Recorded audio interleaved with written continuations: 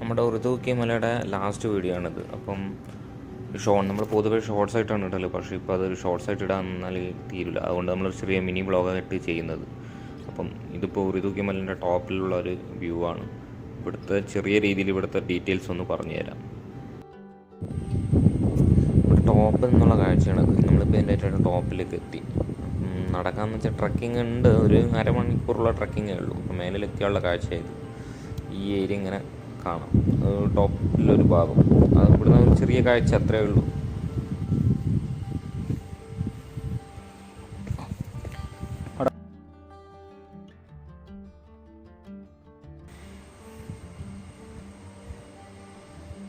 ഇതാണ് ഇവിടുത്തെ വ്യൂ.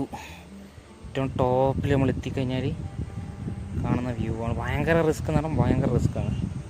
വളരെ ശ്രദ്ധിച്ചിട്ട് വേണം ഇതിൽ പോയിട്ട് നടക്കാൻ. ഒരു സേഫ്റ്റി ഇതോ ഒന്നുമില്ല.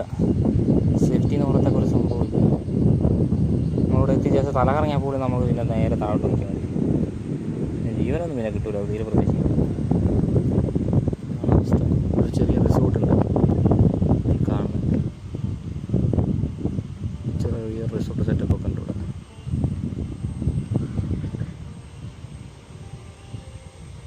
ആണങ്ങനെ ഇതിൻ്റെ ടോപ്പിലെത്തിയുള്ള കാഴ്ച.